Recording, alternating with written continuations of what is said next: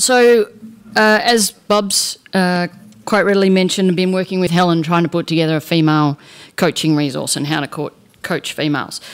It's been an interesting concept because a lot of people will sit there and say, why is it necessary? Should we have to do it? And I myself was one of those people who were a bit on the fence about what we needed to do, and surely footballers are footballers and we just coach them to the best of our capacities with that. So I've been trying to work with them, and we got the, yeah, we're at, oh yeah, sorry, this one, the left one, yeah. Oh, right one. Which one?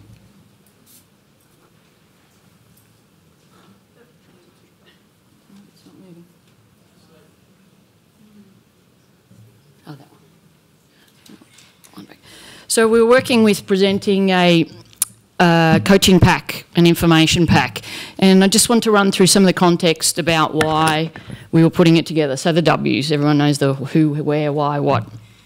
In doing that, we came back and we'd actually had a surprising number of people over the years talk to us about, at conferences and things, come up and say, how do I coach a female?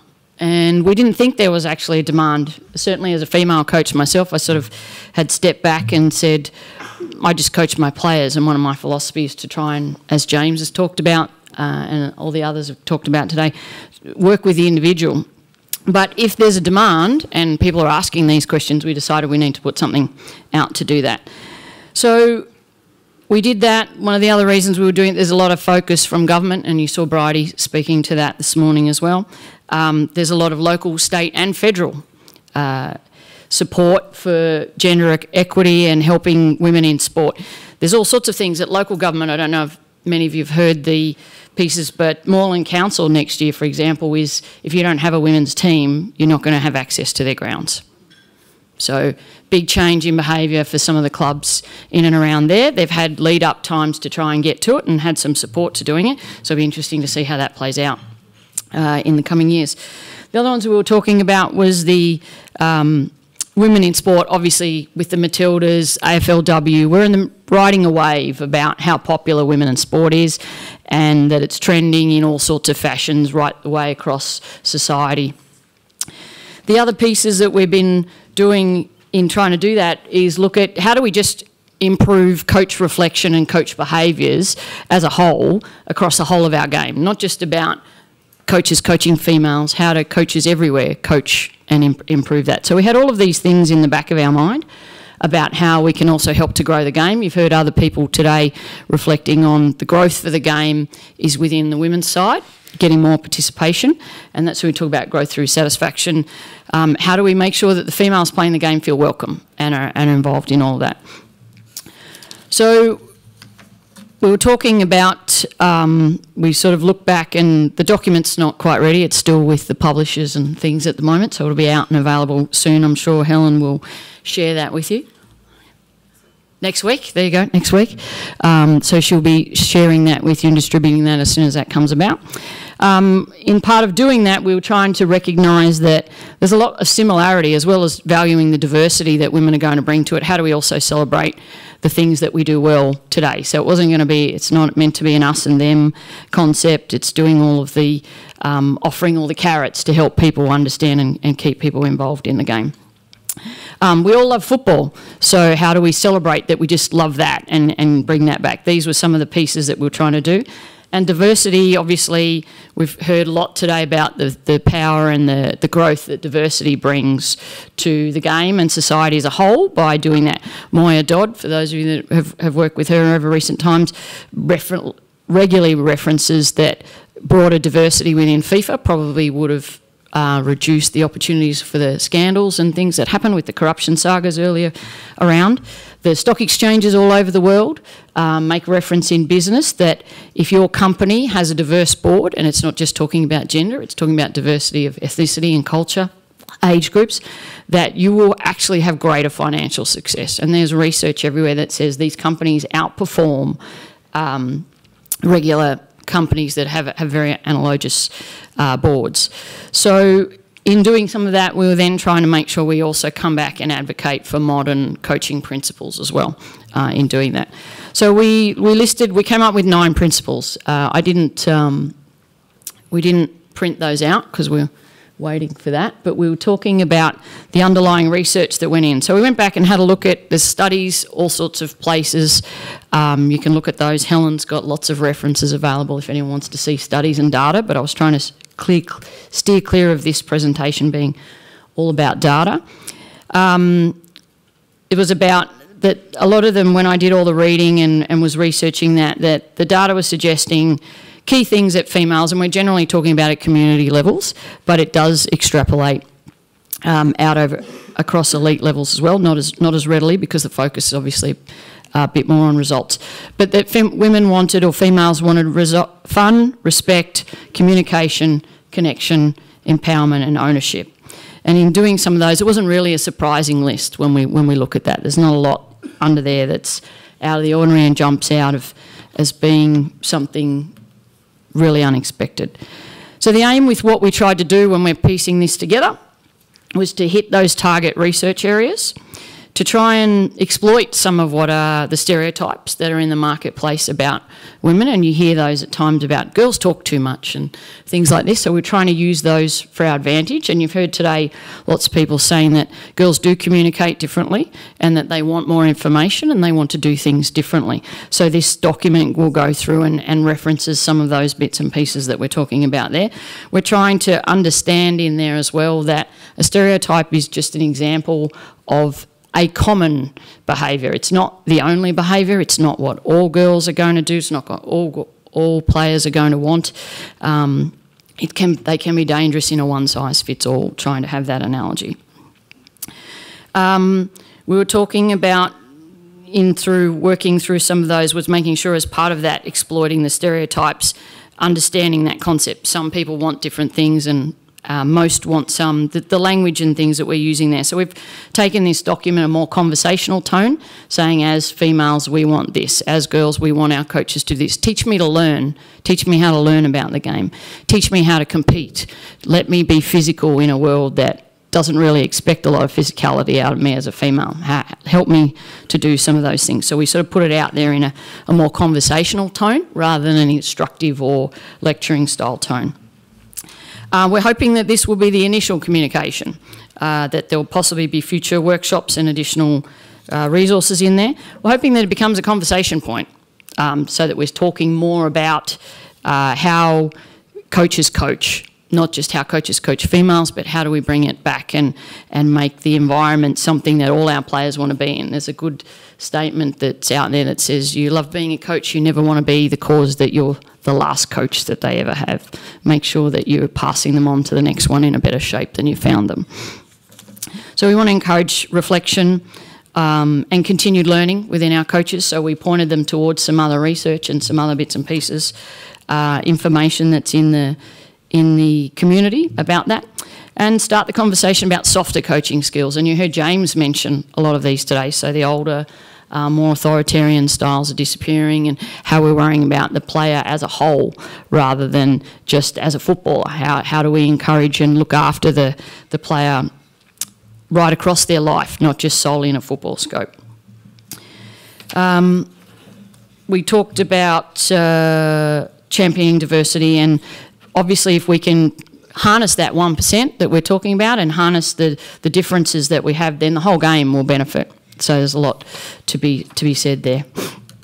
So we then came up with, most of it was talking about, sorry, that was the aim. We talked about controversy over 1%. So this document comes up as people sort of talk about men and women, are we really that different? You've the old book about men are from Mars, women are from Venus.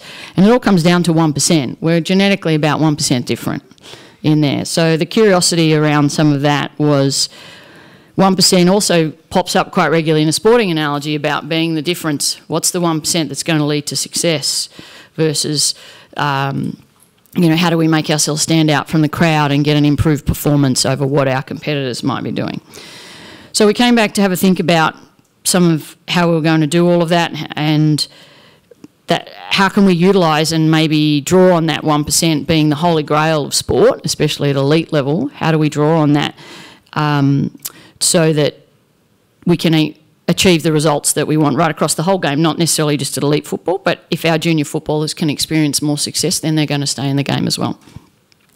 AFL actually has, when you look it up, I was Googling some of the bits and pieces and doing some research, and AFL actually has a statistic where they call them the 1%ers, for those of you that are from Victoria will know those, and it's a measurable stat that they sit there and say, these are some of the tasks during our matches that we believe are going to win games, and it's actually a definition. It's particular to the AFL according to Wikipedia, but we know that it's broader than the AFL.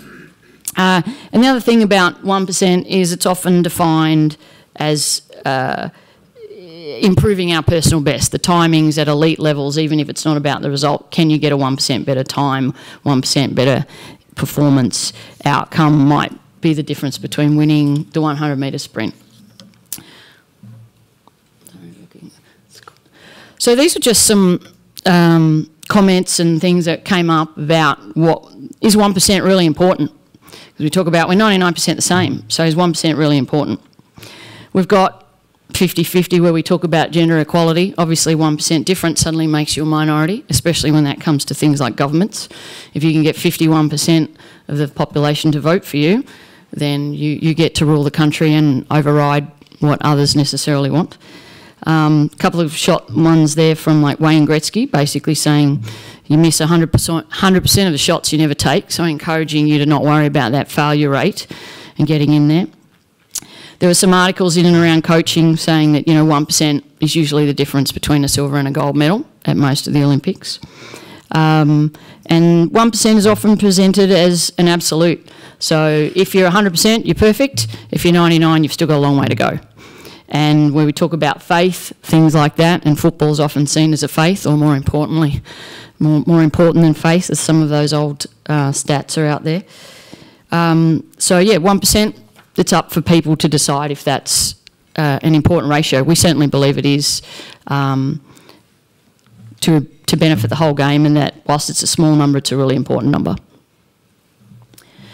So I just had some information about, went through media and looking at some things about some examples of where they were chasing this 1% and this 1% of the Holy Grail about performance. And some of you have seen things, so Tamika Butt talks about the bond that got even better after the World Cup leading up to the Olympics for them.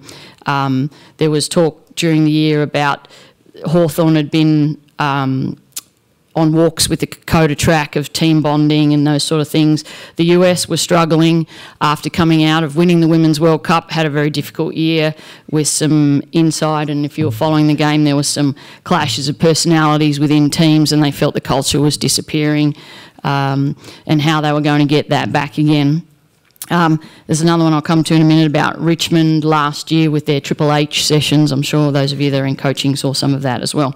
So there's a lot of varying schools of thought about what makes up that 1% and how we can go about harnessing it. Sports science seems to be at the top of the field, and we saw some of that in the Melbourne City presentation from Bill earlier in the year, earlier in the day. And team psychology and certainly team culture have become big ones that we're hearing people talk about more and more today. The interesting thing is those are what you would probably put into the softer skills and further away from the technical part of the game that we're talking about. So Richmond, I don't know, did anyone hear about the Triple H sessions that Richmond put in last year?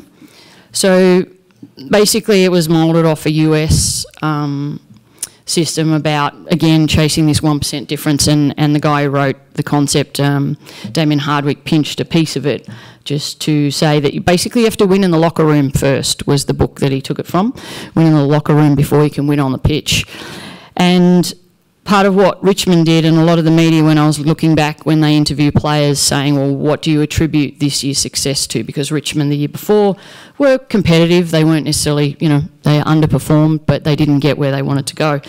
And with some of this, a lot of the interview-based information came back saying these Triple H sessions were a big part of it. And what they did is they basically got their team members to stand up, a bit like today, probably not as quite formal setting as this, but to talk about their heroes' hardships and highlights of their life. And that was combined with, so a lot of them were quite personal. There's a lot of stories about some of the things that Jack Viney went through, and a couple of the other younger players who had had some very difficult backgrounds in their youth and growing up, and how the team bonded incredibly around that and had a better understanding of how that was going to happen. The other key thing that they put in as part of that is they were pushed to step out of their comfort zone and go and had to coordinate a coffee catch-up outside of their training schedule to get connection with the rest of their teams. So you can imagine that forcing a bunch of fully grown men to go and have a cup of coffee with someone they've never met was probably quite challenging for some of these guys. But in reading back in the papers, and if you do some research on it as well, they actually attribute this potentially as a factor that helped tip them over the line. They had all the players there and they always believed they had the play to be competitive at the top level and just couldn't quite get there, and they just felt, you often hear when teams interviewed, I would die for these teammates and I would do these sort of things. And as much as they're cliches that are thrown out there, it meant that the team was really working for each other, and you could see some of that in the statistics that came out of the player stats and things with Dusty winning the Brownlow and stuff like that as well, that they were really playing for each other, not as a team rather than as a bunch of individuals. Racing ahead here, I'll let you get out early maybe. So after seeing all of that, and with the reference that we were talking about for the coaching reference, it came to me as a little bit of a possible theory for further discussion around this. What if the basis of that elusive 1% advantage is what females already want from their sport? Because we know what females want was the connections, the bonding, the teammates, the understanding, to be treated as a whole player and to do all those sort of things. So it was a really interesting analogy to step back from that. And the fact that what clubs attribute their success to in a lot of cases is not the harder skills, it's not the demands of focus and give it all you've got and 100%, it's the softer things that, again, that James mentioned about managing the player's psychology as a whole and getting to know them as a player and understanding how they tick so that you can get the most out of them. It's no longer just this get it done, that, you know, Richmond were talking about, there were guys in there in multiple of their sessions and they really acknowledged that they were crying after these sessions, which is not a thing you hear in a very masculine oriented sport like AFL. So the parallels that were taken out of that was, as we said, sort of females have noted, and it comes up in the next couple of slides, we listed some of those things that they wanted, that the softer coaching methods about getting to know them as players, looking after them as individuals, knowing that they have, especially in community, they have lives outside of football. But even in elite, obviously we've heard today about some of the difficulties about balancing football lives and coaching lives and all of those sort of things with the other human roles that we have. And they're saying that they certainly appreciate, and it makes them stay in the game if their coaches are providing those sort of skill sets to them and helping.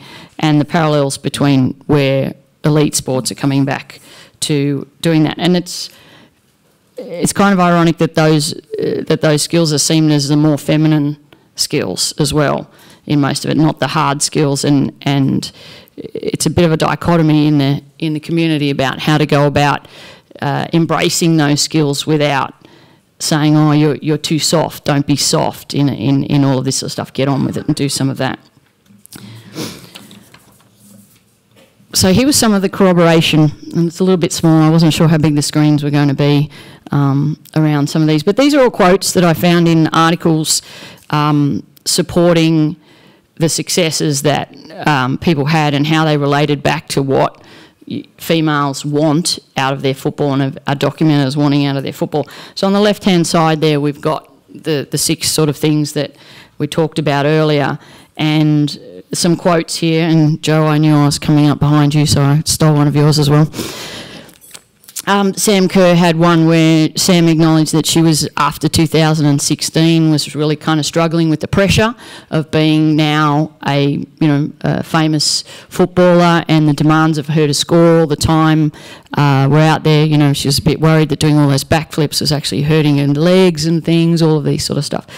And she just came back and said basically once her coach in her US team gave her free rein to she still had to train and do all of those sort of things, but gave her free rein on the pitch to, within the playing style, still just get out there, have some fun and enjoy it, that it all came back to her and it started to click again, and we started to see some of those fabulous diving headers and things coming out that Sam had right across that US season.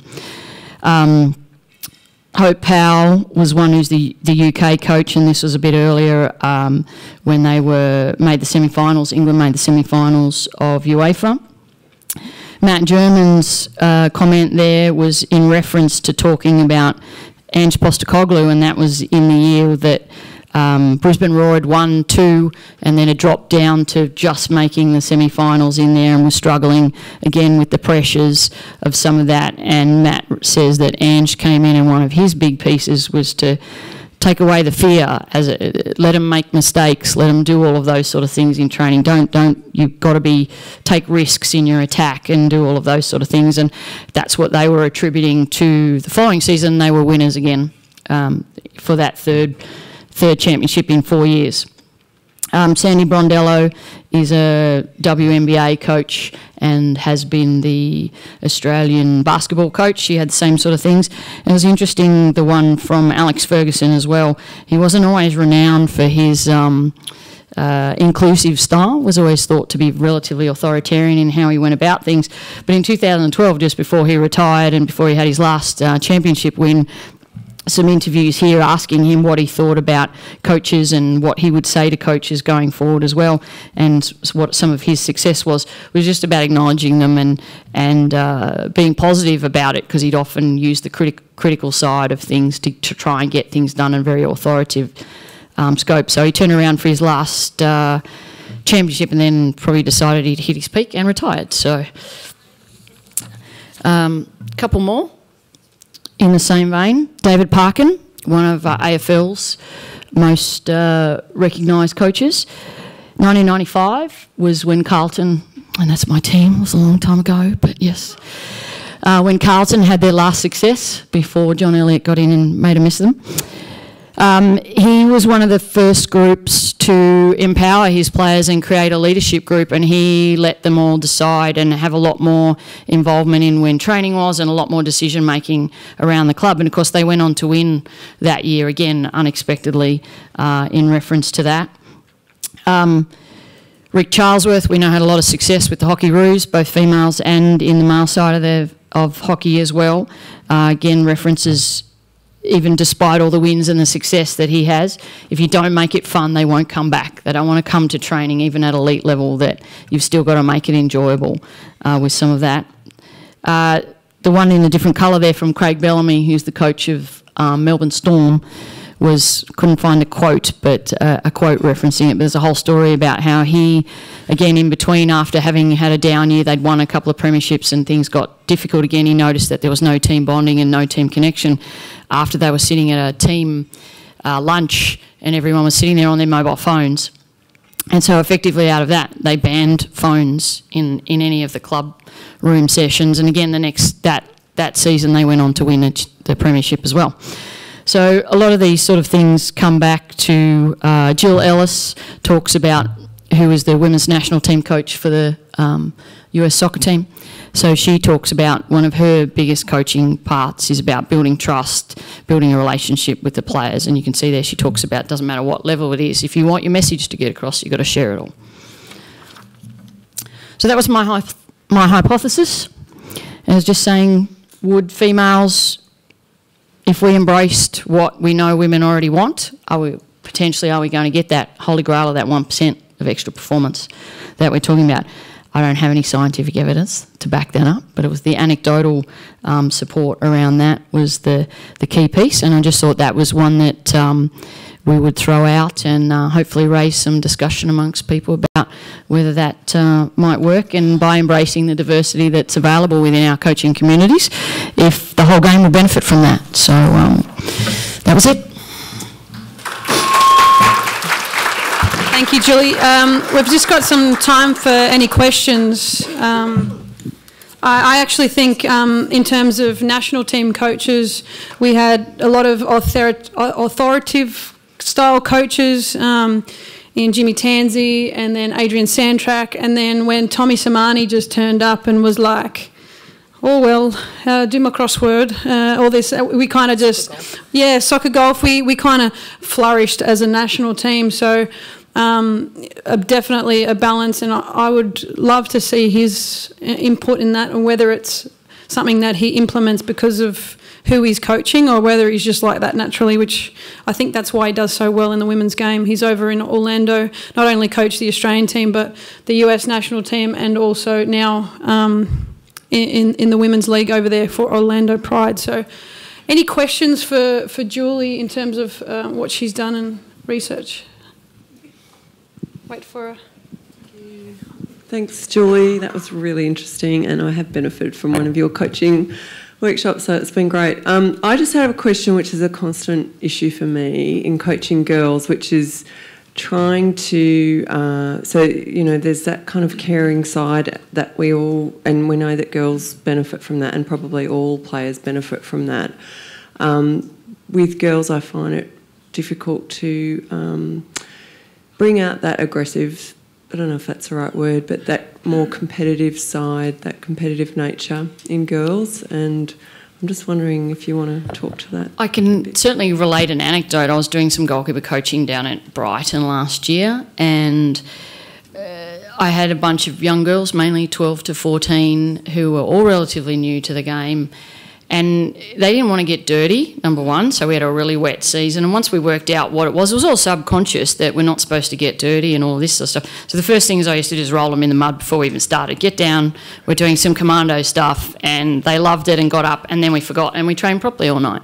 The other one is that probably the most confidence that they took out of the whole season when I did anything down there is I took a rugby league style tackle bag and we practiced high balls where I banged into them with a tackle bag, and that they could be physical. And believe me, they weren't worried about the ball. They just wanted to smack each other with this tackle bag.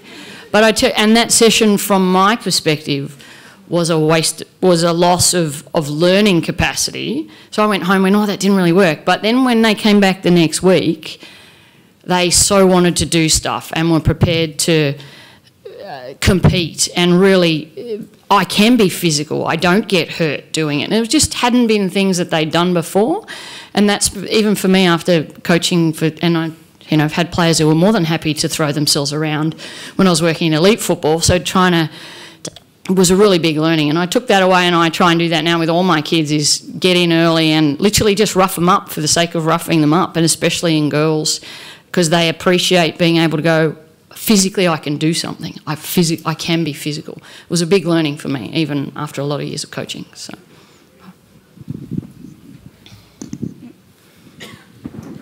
Hi, I'm interested to know your thoughts on mixed sex teams at junior levels. Obviously matched to ability, but what do you think about it? I might let Mel. You played mixed your whole. Your junior football was all playing mixed football. I still play mixed indoor futsal now. I love the mixed concept. I think for the girls, it's a really good thing to be able to, and they have to learn to compete, and they have to step outside of what some of the societal norms are about not being rough or doing that sort of stuff. Mel. I'll only say that I think athletes should be grouped to their ability up until it no longer helps that player go further.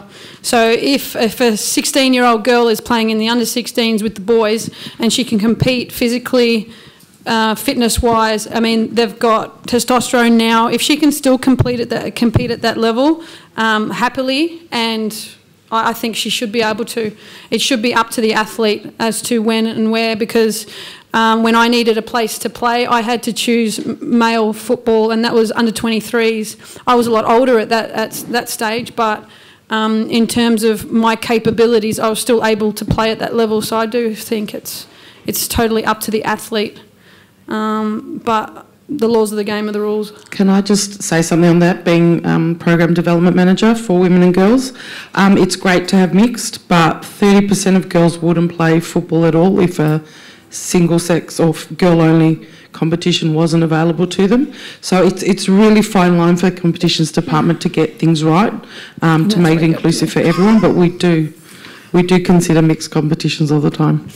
I was going to say, that's why she handballed it to me. Oh, no, I wasn't saying it's compulsory or any of that sort of stuff. I think the whole point of today is to coach to the individual where you can, and let's get the most out of some of our players. And if that means you have to, if they're comfortable in a mixed team and they want to play there, then I'm all for that. That's why I think, in terms of goalkeepers especially, I think when you group female goalkeepers together and male goalkeepers together, I find that pointless. You should be grouping them as to how good they are, the level that they're at, instead of seeing them as genders. So I think that's, and especially with individual trainings, there's a lot more individual trainings happening now where you're still segregating them. Don't do that, you know. Thank you very much, Julie. All right.